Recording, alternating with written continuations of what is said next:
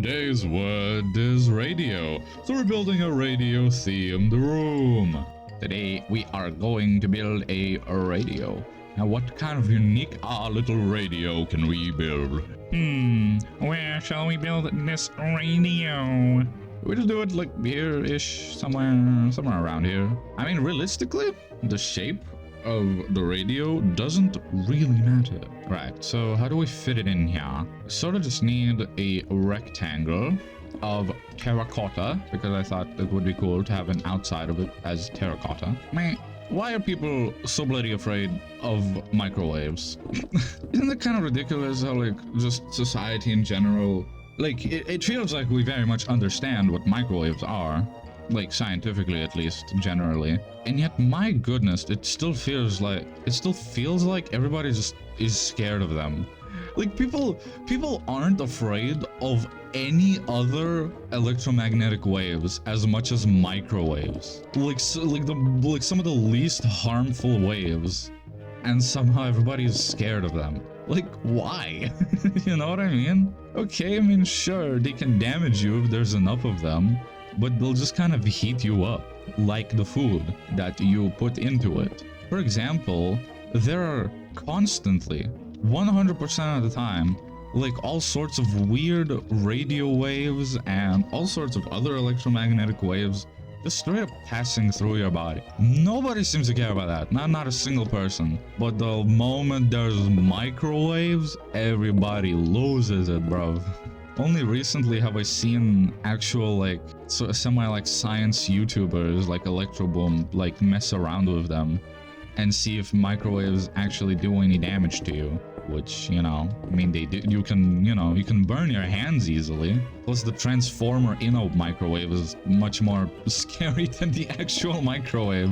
Oh my god, bro, I just can't. I don't understand it at all. It's so random. I swear to god, you could give somebody like an enriched piece of uranium and they wouldn't be as scared of it as they are of microwaves, even though the uranium would be like actively killing them. Or even just something as simple as the sun. That does way more damage to you than any like microwave. That literally fucks up your skin. Like, you can stay outside for a little bit, and if you don't have sunscreen, suddenly you're burnt. Nobody seems to care about that. Did I make this a little too small? Yeah, I think so. I feel like I just need to make it like a little taller or something.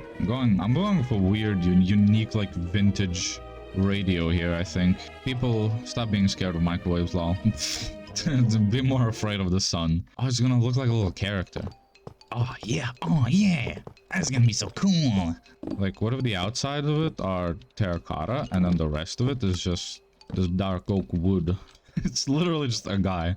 Now, I do know that radios do tend to have a bit of a meter, I don't know what it's called, a showcase of where the channel that it is that you are going to. You know, yeah, it's just that. It's literally just that, what I built there. So, in the middle here, we shall have a big knob. And then on the sides here, we'll have a lot smaller knobs. It'll be like the volume and something else. It is unfortunate that it is being blocked by the spatula. Don't the radios supposed to have an antenna? Yes. You just have like one antenna going all the way up here. You just have a dingle dangle on top. It's like a Pikmin. This is a really messed up Pikmin. Maybe I should have made it face this way. It would have been more obvious to see its face. It's perfect. And then you can see his entire beautiful little face. Well, I feel like he should have a name, surely. Suggest a name for this fella, because I'm not good at names. So I leave it up to you, the viewer. But yes, that is enough for the outside. Now it's time for the inside. Ah yes, you know what we can do in here? We can do a radio station, of course. It only makes sense.